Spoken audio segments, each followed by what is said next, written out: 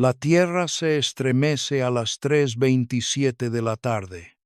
En las profundidades de las ondulantes colinas de la provincia de Liaoning, en el norte de China, en los laberínticos túneles de la mina de carbón de Benxi, 1.400 toneladas de polvo de carbón se incendian en una fracción de segundo.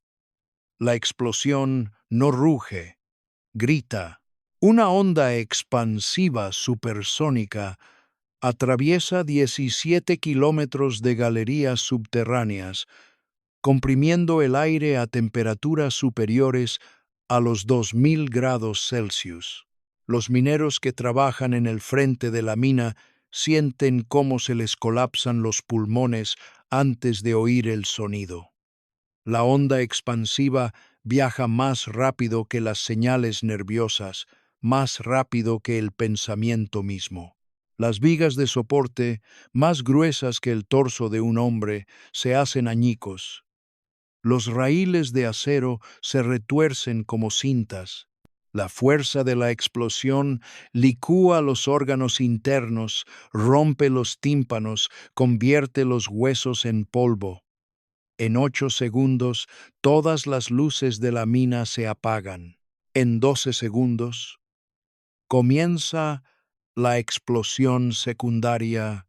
Bolsas de metano, encendidas por la explosión inicial, crean una bola de fuego rodante que persigue a los mineros que huyen por las rutas de escape, ahora obstruidas por escombros.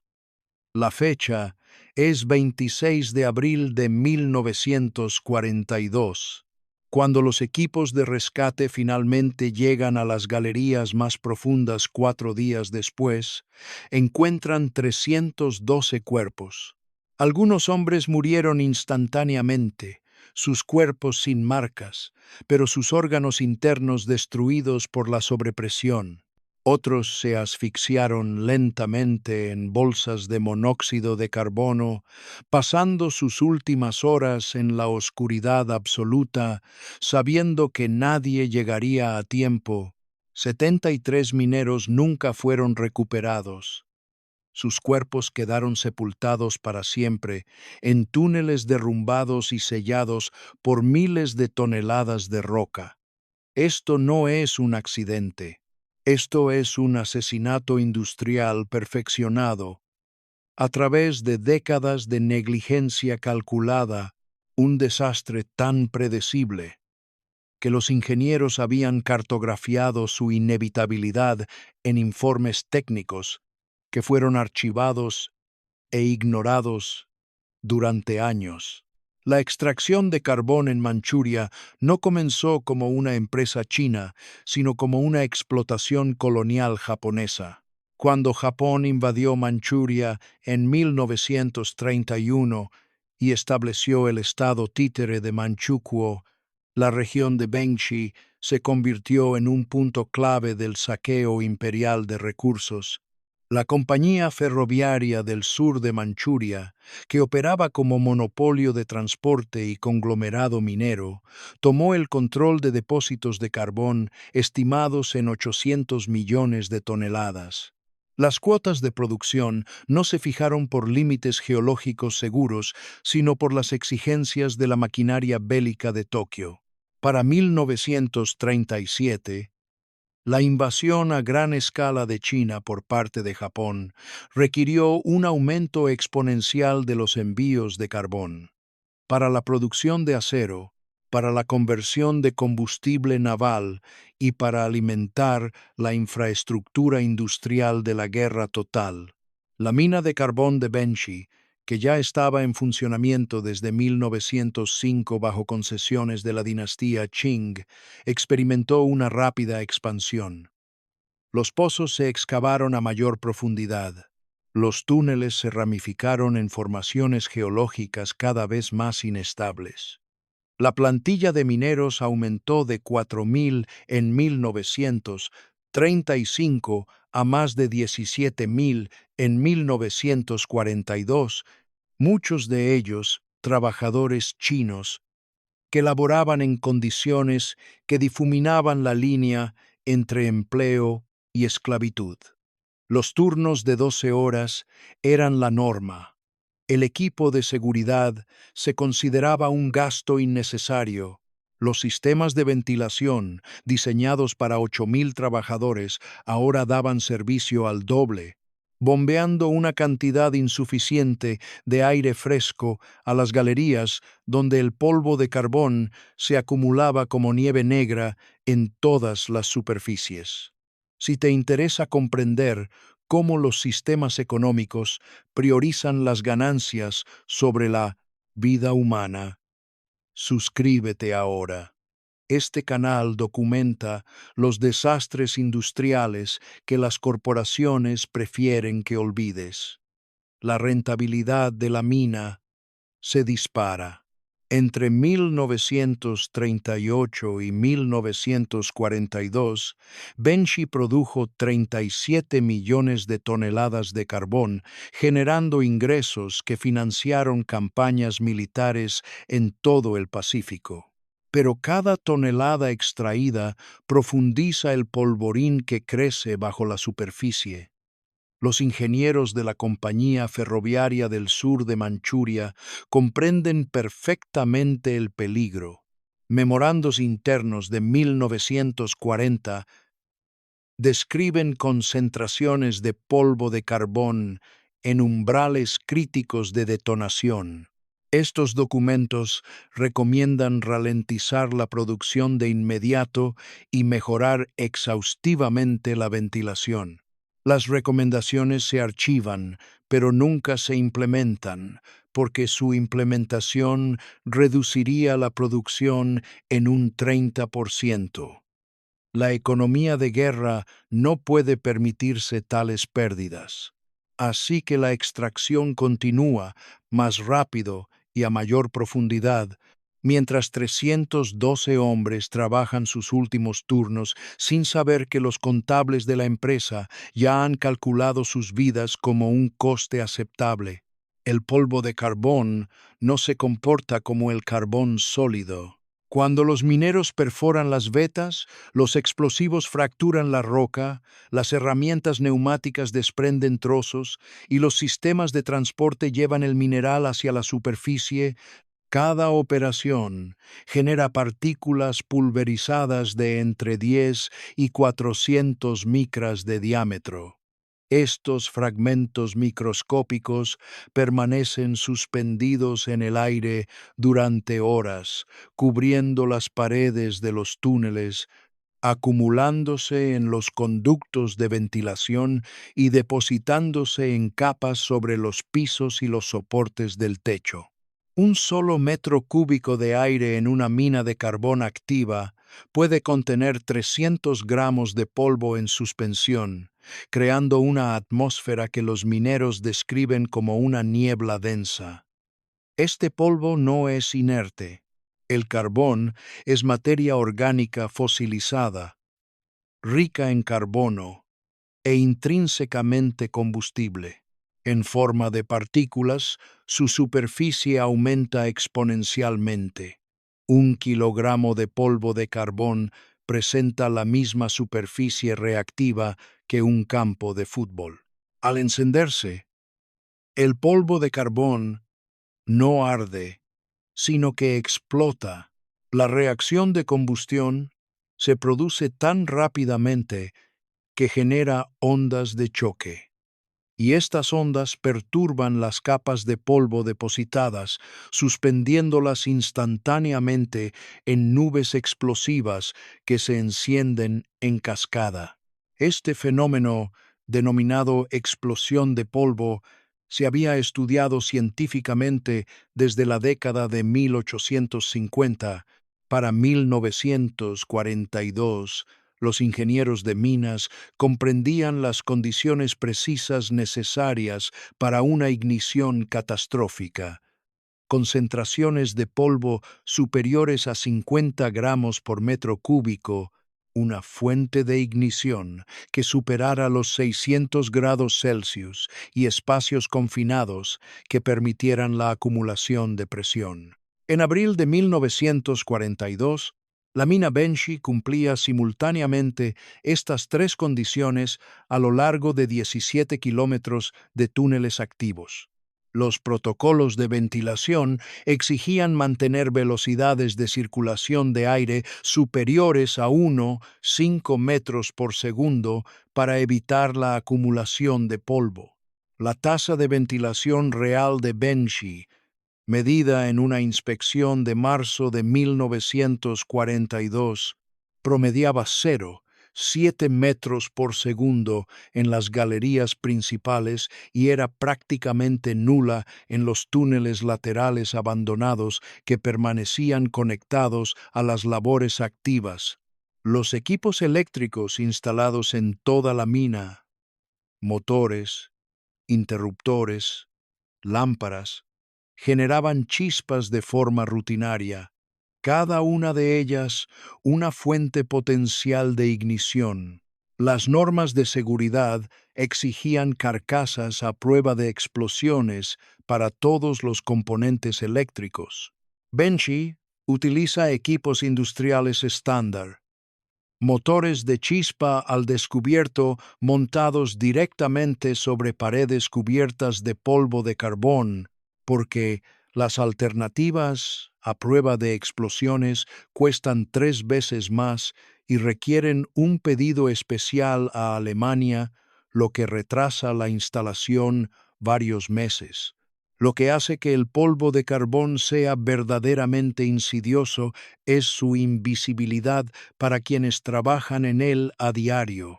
Los mineros de Benshi respiran concentraciones de polvo que les ennegrecen la saliva 1 hora después de entrar en los túneles.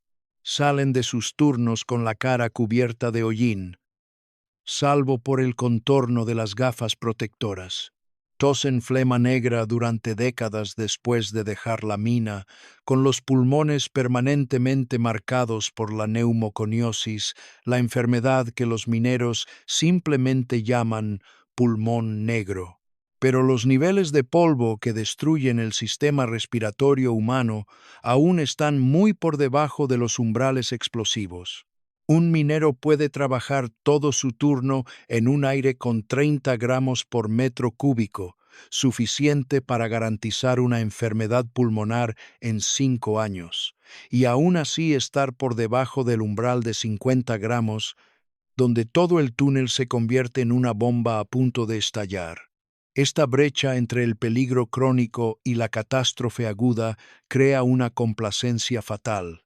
Los hombres que respiran veneno a diario empiezan a verlo como algo normal, sin reconocer cuándo las condiciones pasan de ser simplemente letales a catastróficamente explosivas. Las advertencias llegan repetidamente, cada una más urgente que la anterior. En noviembre de 1940, una nube de polvo se incendió en la Galería 7, provocando una breve explosión que recorrió 40 metros antes de agotarse el combustible, causando la muerte de 3 mineros e hiriendo a 12. El informe del incidente, redactado por un inspector de seguridad japonés llamado Takahashi Kenji, concluye con una claridad impactante. Las prácticas actuales de gestión del polvo garantizan una gran explosión en un plazo de 18 meses si no se toman medidas correctivas de inmediato. Deja un comentario a continuación. ¿Tú o algún familiar han trabajado en condiciones industriales peligrosas donde la gerencia ignoró riesgos evidentes? Comparte tu historia. Estos testimonios preservan la historia que las corporaciones intentan borrar. La dirección de la mina responde instalando sistemas de rociado de agua únicamente en la Galería 7, dejando 16 kilómetros de túneles sin tratar. En junio de 1941, otra explosión repentina en la Galería 12 mata a 2 mineros. Esta vez, la respuesta de la dirección es reclasificar el incidente como una ignición de metano, evitando la designación de explosión de polvo que habría provocado paradas obligatorias de producción. A principios de 1942, los propios registros internos de Benshi registran 17 incidentes menores de polvo separados. El eufemismo utilizado para describir explosiones que mataron a menos de 5 hombres. Cada evento sigue el mismo patrón.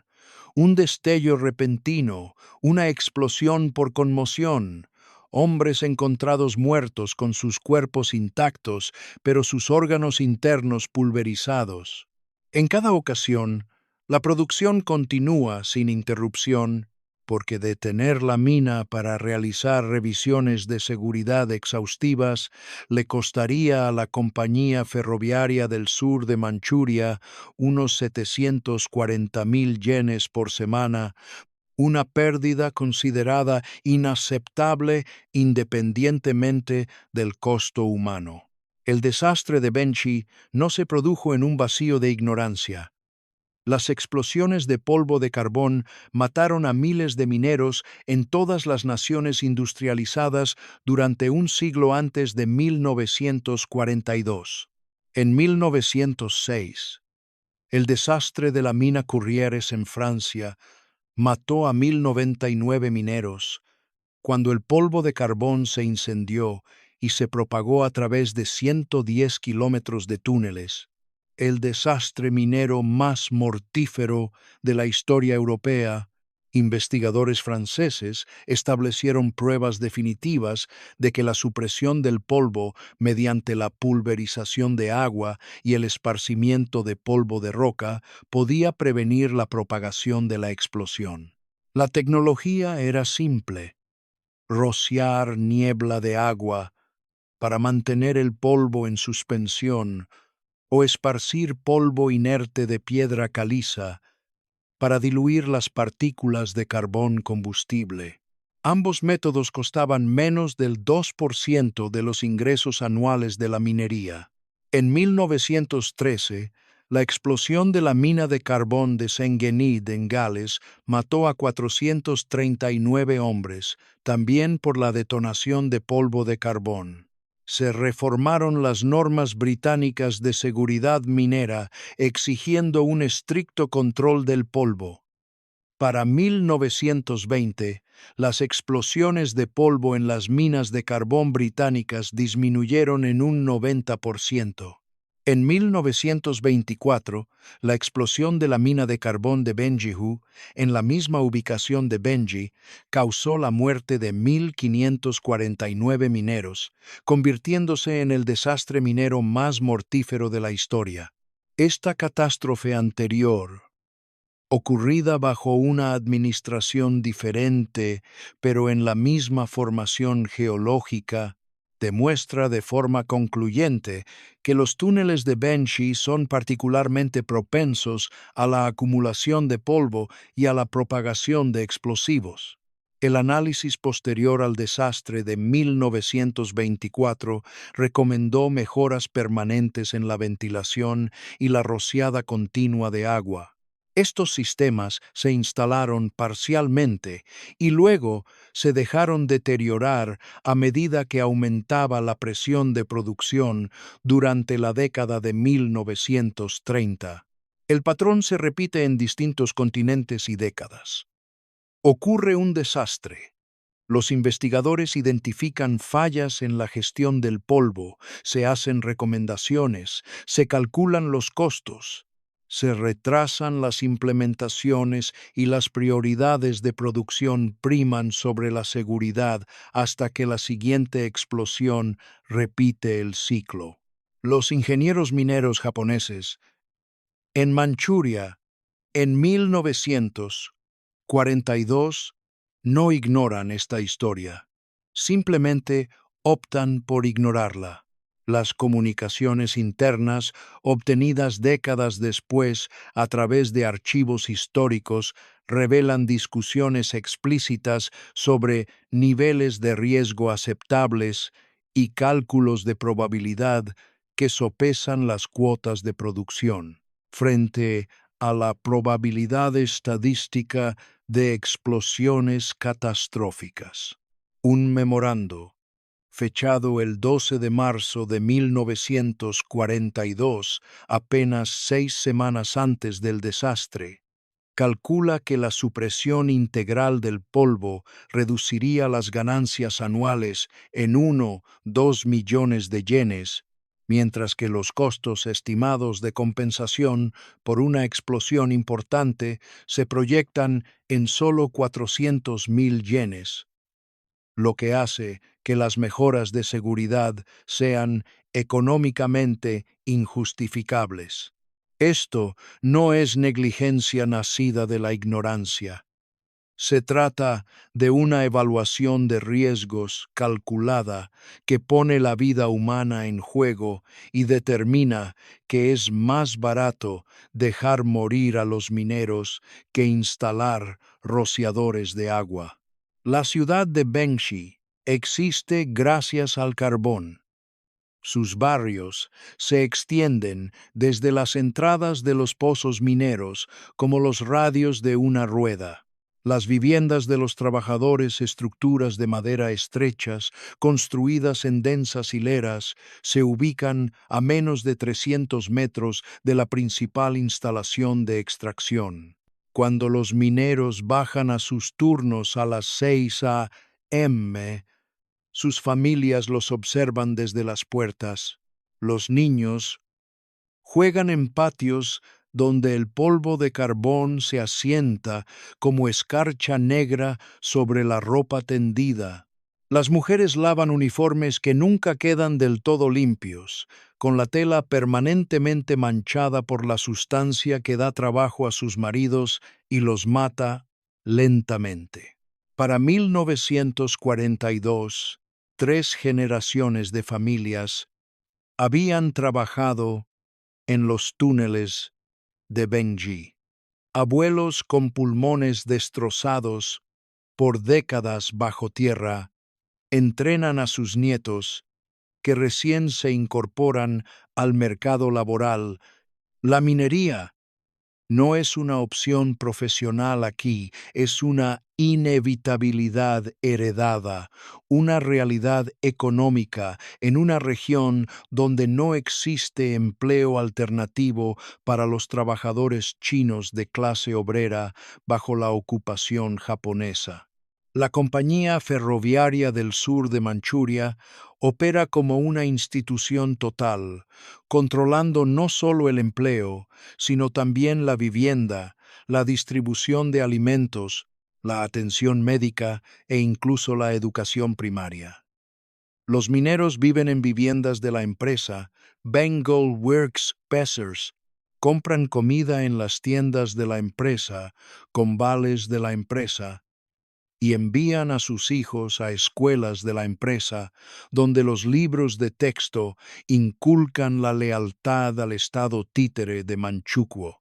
Intentar dejar el empleo en la empresa significa perder la vivienda de inmediato, una perspectiva devastadora para las familias en tiempos de guerra, cuando conseguir un refugio alternativo es prácticamente imposible.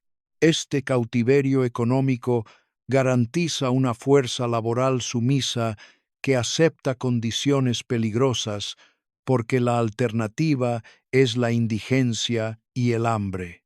Cuando se plantean preocupaciones sobre la seguridad y se plantean repetidamente por trabajadores chinos que conocen a la perfección el deterioro de los túneles, la gerencia responde con amenazas. Quejarse del peligro conlleva perder el trabajo, la vivienda y la supervivencia de la familia. La mañana del 26 de abril de 1942, 312 hombres se despiden de sus familias con un beso y descienden a túneles que saben que son trampas mortales, porque no tienen otra opción, porque el sistema ha orquestado su desesperación de tal manera que arriesgar una muerte segura bajo tierra parece preferible a la inanición segura que aguarda a las familias desempleadas en la superficie. Este es el costo oculto de los desastres industriales. No solo los hombres que mueren instantáneamente en explosiones, sino también las familias atrapadas en sistemas económicos que mercantilizan a sus padres, esposos e hijos que calculan sus vidas en yenes, toneladas y pérdidas aceptables. Nunca se identificó con certeza la fuente de ignición, pero los análisis forenses realizados décadas después apuntan a la Galería 9, sección K, donde una máquina de corte de carbón opera durante todo el turno de la tarde. A las 15:27 y aproximadamente 14 segundos después, el motor eléctrico de la máquina, una unidad industrial estándar sin carcasa, a prueba de explosiones, genera una chispa durante su funcionamiento habitual. Esto ocurre docenas de veces por turno normalmente, y cada chispa se disipa sin causar daño, pero esa tarde en particular, en ese preciso momento, el monitoreo del aire local habría mostrado concentraciones de polvo de 63 gramos por metro cúbico, mantenidas por la ventilación estancada, y 4 horas de operaciones de corte continuas que habían suspendido enormes cantidades de partículas frescas en la atmósfera. La chispa encuentra su combustible. La ignición inicial es un destello, una fracción de segundo en la que una esfera de polvo en combustión se expande a 400 metros por segundo. Esta explosión primaria es pequeña, quizás 10 metros cúbicos de aire involucrados, pero la onda expansiva que genera es devastadora. Una sobrepresión de 20 libras por pulgada cuadrada se irradia hacia afuera, una fuerza de conmoción 5 veces mayor que la que puede soportar un cuerpo humano. Los mineros que se encuentran a menos de 50 metros del punto de ignición mueren instantáneamente. Su muerte es tan rápida que sus cuerpos apenas reaccionan. No hay heridas defensivas, ni lucha, solo una cesación repentina, mientras sus cerebros se licúan por la onda expansiva que atraviesa sus cráneos. Pero la explosión primaria es solo el detonante. La onda expansiva remueve el polvo depositado en todas las superficies en un radio de 200 metros. Polvo acumulado en las paredes del túnel, en las vigas del techo, en el equipo, los rieles y las vigas de soporte. Miles de kilogramos de este polvo se suspenden instantáneamente en el aire, creando una nube expansiva de combustible explosivo. Esta nube secundaria se enciende en microsegundos, detonando en una explosión mucho mayor que se propaga por los túneles como un fuego líquido, siguiendo las vías de ventilación, buscando oxígeno y consumiéndolo todo. La onda expansiva acelera a velocidades supersónicas en los túneles confinados, generando sobrepresiones que colapsan las estructuras de soporte. Las vigas implosionan.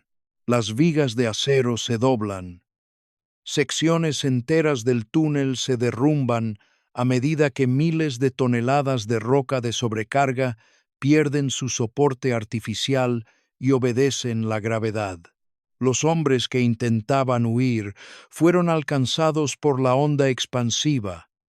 Algunos fueron lanzados contra las paredes con tal fuerza que sus cuerpos dejaron marcas de impacto en las vetas de carbón.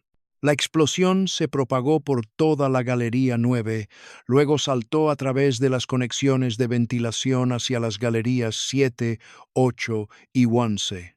Cada nueva galería contenía su propio polvo acumulado y cada una detonó en secuencia, creando una reacción en cadena que en 90 segundos había engullido 17 kilómetros de galerías activas. El sonido en la superficie fue descrito por los testigos como un rugido sordo seguido de un profundo estruendo subsónico que sacudió las ventanas a 3 kilómetros de distancia. Los pozos de ventilación arrojaron columnas de humo negro y llamas a 40 metros de altura en el cielo vespertino. El pozo del ascensor principal se convirtió en una chimenea, expulsando gases sobrecalentados que incineraron el armazón de madera. En 5 minutos, todas las conexiones subterráneas con la superficie colapsaron o se obstruyeron con gases tóxicos: monóxido de carbono, dióxido de carbono, metano y polvo de carbón pulverizado que flotaba en el aire como una ventisca negra, haciendo imposibles los intentos de rescate de inmediato. La zona mortal de la explosión no se limita al radio inicial de la explosión. Los hombres que trabajan en las galerías, que permanecen estructuralmente intactas tras la explosión, se encuentran atrapados en un horror diferente: una asfixia lenta en túneles donde el oxígeno ha sido consumido por la combustión y reemplazado por monóxido de carbono. El CO es inodoro, invisible e insidioso. A concentraciones de tan solo el 0,4% provoca la pérdida del conocimiento en 3 minutos y la muerte en 13. En las galerías más profundas, algunos mineros sobreviven a la explosión inicial solo para darse cuenta de que todas las vías de escape se han derrumbado. Se refugian en túneles sin salida, desesperados por encontrar zonas con aire respirable, grabando mensajes en las paredes de carbón con picos, mensajes que los equipos de rescate encontrarán días después. Atrapados en la galería Wonseste. 17 hombres. Falta de aire. Díganles a nuestras familias que lo intentamos.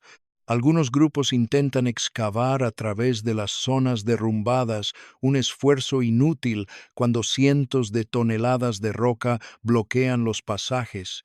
Otros permanecen en la oscuridad, conservando oxígeno al minimizar el movimiento, sabiendo racionalmente que ningún rescate llegará a tiempo, pero incapaces de perder la esperanza hasta el último momento. Sus muertes son progresiones lentas y agonizantes, desde la conciencia al delirio, luego a la inconsciencia y finalmente al cese de la actividad. Cuando los equipos de rescate finalmente llegan a estas galerías selladas 4 días después, encuentran cuerpos dispuestos en patrones que cuentan historias. Hombres reunidos en círculos, tomados de la mano en sus últimos momentos, o colocados cerca de las paredes del túnel donde grabaron mensajes de despedida hasta que les fallaron las fuerzas. Los daños en la superficie se extienden mucho más allá de la mina. La explosión se propaga a través de los pozos de ventilación con tal fuerza que destruye las estructuras de la superficie en un radio de 100 metros. El castillete principal se derrumba, matando a 3 trabajadores de superficie que operaban el mecanismo del ascensor. Las ondas expansivas se propagan a través de las estructuras geológicas subterráneas, provocando un hundimiento que derrumba edificios en el distrito de viviendas de los trabajadores. 17 estructuras residenciales, hogar de 64 familias, sufren graves daños y 3 edificios se derrumban por completo, matando a 11 personas, incluidos 5 niños que jugaban en los patios cuando el suelo cedió bajo sus pies. La explosión También rompe las barreras de aguas subterráneas, inundando las galerías selladas y sepultando a mineros cuyos cuerpos jamás serán recuperados. El número total de fallecidos asciende a 312, con 73 desaparecidos y presuntamente muertos. Sin embargo, estas cifras solo reflejan las víctimas directas. En los meses siguientes, 47 rescatistas y mineros que intentaban reabrir los túneles fallecieron a causa de derrumbes secundarios, bolsas de gas tóxico y lesiones sufridas durante las operaciones de recuperación. El verdadero costo humano, al considerar estas muertes secundarias y las familias destrozadas por la pérdida de sus principales sostenedores de familia, se acerca a las 400 vidas truncadas por un único desastre industrial evitable. El balance oficial de muertos es de 312 confirmados y 73 desaparecidos presuntamente fallecidos. Estas cifras son precisas pero asépticas, sin transmitir la devastación humana que representan. Detrás de cada número hay una familia destrozada.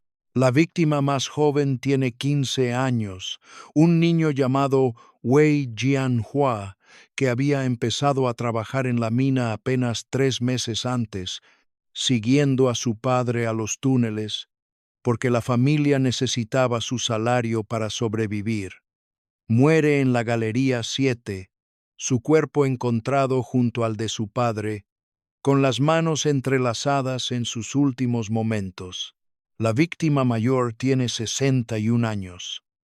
Un abuelo llamado Chen Guoqing, que había trabajado en los túneles de Benchi durante 43 años, formando a 2 generaciones de mineros, con los pulmones ya destruidos por décadas de exposición al polvo, su cuerpo encontrado a 800 metros del punto de origen de la explosión, asfixiado por monóxido de carbono, mientras intentaba guiar a mineros más jóvenes hacia una ruta de escape sellada.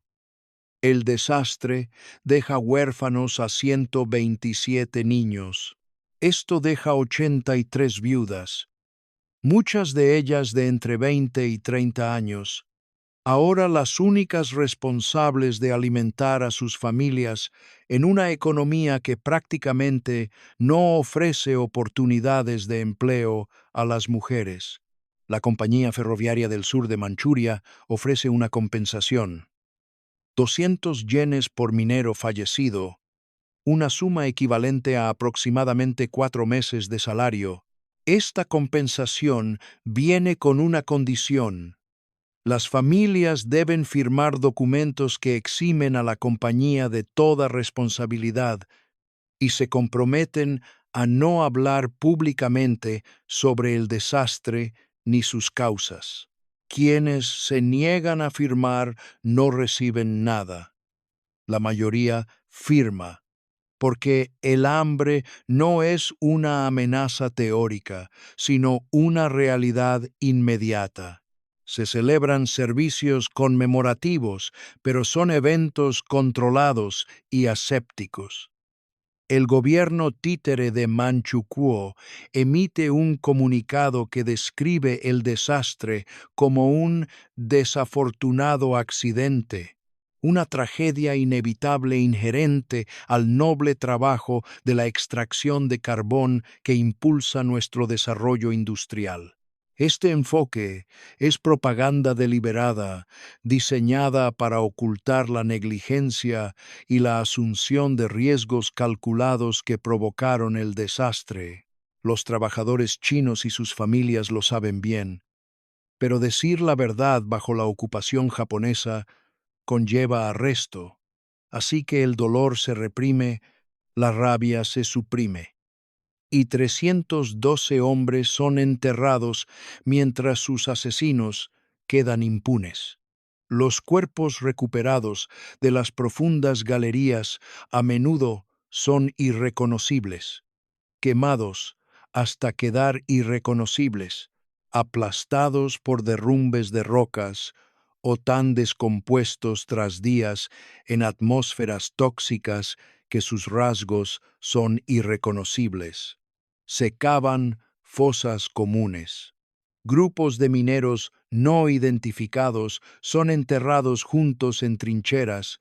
Algunas familias nunca saben si su esposo o padre desaparecido se encuentra entre los recuperados o permanece sepultado en túneles sellados. Esta incertidumbre se convierte en una tortura en sí misma.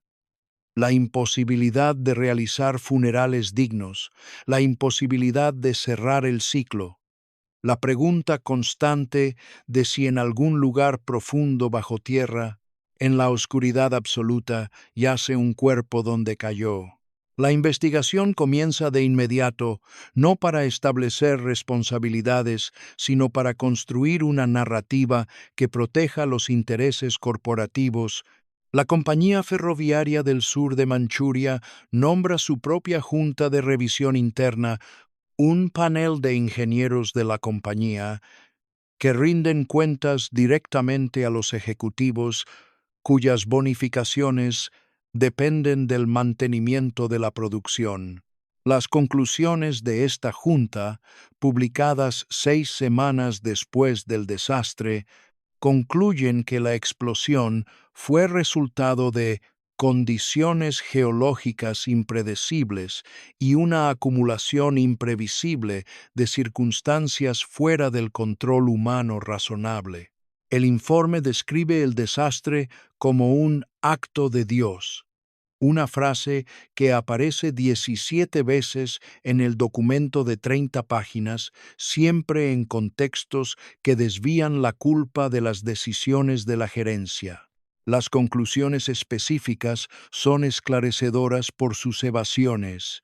El informe reconoce que las concentraciones de polvo superaron los umbrales de seguridad, pero lo atribuye a un rendimiento de ventilación inesperadamente deficiente en lugar de a la deliberada falta de personal de la gerencia en el mantenimiento de la ventilación y su negativa a modernizar los sistemas. El informe confirma que los equipos eléctricos carecían de carcasas a prueba de explosiones, pero lo describe como una práctica estándar de la industria, sin mencionar que dicha práctica se había abandonado por considerarse imprudentemente peligrosa en Europa y América 2 décadas antes. El informe recoge advertencias previas de los inspectores de seguridad, pero las califica de recomendaciones excesivamente cautelosas basadas en una evaluación de riesgos teórica en lugar de práctica. ¿Qué desastres industriales de la historia de tu país han sido encubiertos o tergiversados por investigaciones corporativas? Deja tu comentario abajo. La memoria colectiva es la clave para evitar que estas atrocidades se repitan. No se presentaron cargos penales. Ningún ejecutivo de la empresa enfrentó consecuencias. La Junta de Revisión recomendó supervisión mejorada y mejor mantenimiento de la ventilación. Recomendaciones tan vagas e inaplicables que no requirieron cambios reales en las operaciones. 3 meses después del desastre, la mina de carbón de Benchi reanudó su producción completa, operando en las mismas galerías donde murieron cientos de personas, utilizando los mismos sistemas de ventilación inadecuados y empleando el mismo equipo eléctrico inseguro. El único cambio sustancial fue la instalación de sensores adicionales para el monitoreo del polvo. Sensores cuyas lecturas se registraron, pero nunca se tomaron medidas, cuyas advertencias se documentaron, se archivaron e ignoraron, creando un rastro documental de conocimiento que, de alguna manera, no generó ninguna acción de protección. La derrota japonesa en 1945 y la posterior Guerra Civil China sepultaron el desastre en el caos histórico. Cuando la República Popular China tomó el control de Manchuria en 1949, Bengshi se convirtió en una mina estatal, pero no se revisó el desastre de 1942. Tanto el gobierno comunista como la potencia japonesa que había ocupado el territorio anteriormente, tenían incentivos para olvidar un incidente que dejaba en entredicho la gestión industrial bajo ambos sistemas. El desastre permaneció prácticamente desconocido fuera de Bengshi, una tragedia localizada que pasó desapercibida internacionalmente porque ocurrió en medio del caos de la guerra y porque tanto los perpetradores como sus sucesores prefirieron el silencio a la rendición de cuentas. El desastre de Benji no es una anomalía. Es el capitalismo industrial funcionando exactamente como fue diseñado cuando la maximización de las ganancias prima sobre la seguridad humana.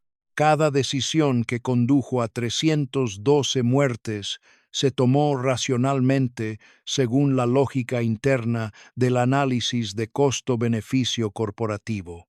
Instalar sistemas integrales de supresión de polvo habría costado 2 millones de yenes y reducido la producción anual en un 30%. Permitir que los mineros murieran costó 400.000 yenes en indemnizaciones y no redujo la producción en absoluto una vez que se reanudaron las operaciones. Desde una perspectiva puramente económica, la perspectiva que rigió la toma de decisiones corporativas, permitir que ocurriera el desastre, fue la opción rentable. Este cálculo se repite en todas las industrias y a lo largo de los siglos. Las corporaciones operan bajo la obligación fiduciaria de maximizar la rentabilidad para los accionistas.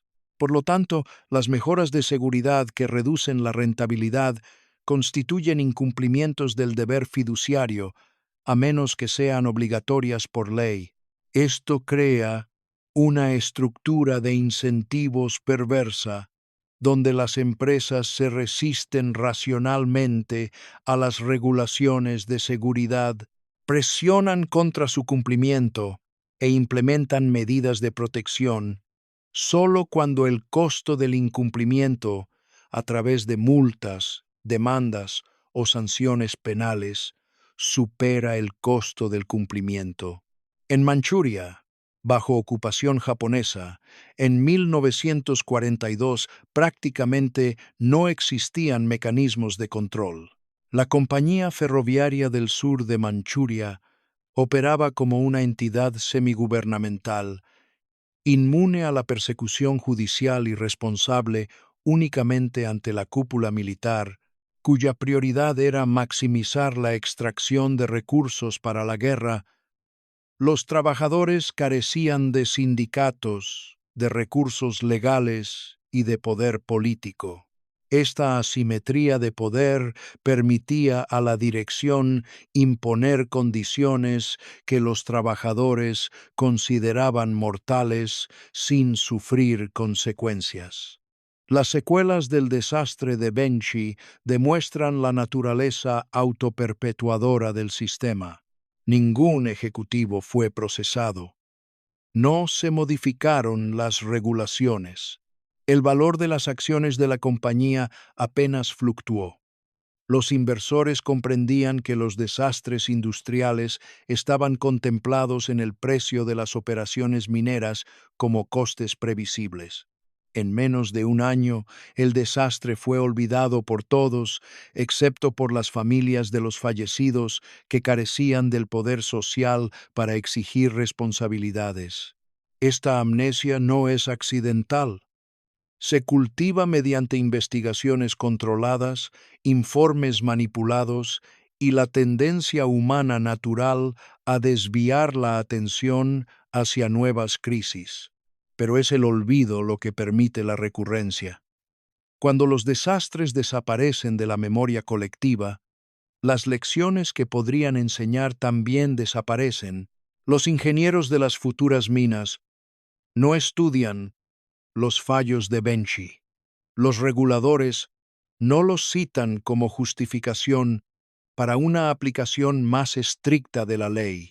Los trabajadores desconocen que sus predecesores murieron por negligencia evitable, por lo que no pueden reconocer cuando una negligencia idéntica los amenaza. El patrón se repite, no porque la humanidad no aprenda, sino porque las corporaciones y los gobiernos invierten activamente en garantizar que no se produzca ningún aprendizaje, que cada desastre se trate como un incidente aislado en lugar de como un síntoma de prioridades sistémicas que valoran la acumulación de capital por encima de la vida humana. El desastre de la mina de carbón de Benki en 1942 no cambió prácticamente nada.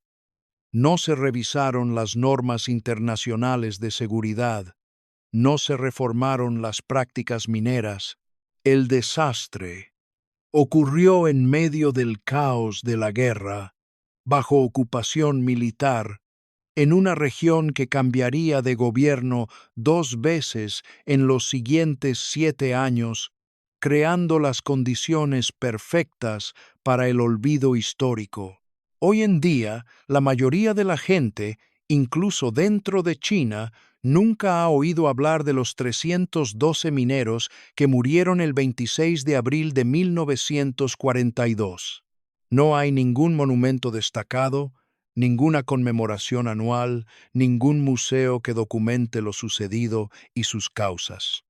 La mina continuó operando bajo la administración comunista china hasta 2003, cuando la disminución de las reservas de carbón y la modernización finalmente clausuraron los túneles donde cientos de personas perdieron la vida.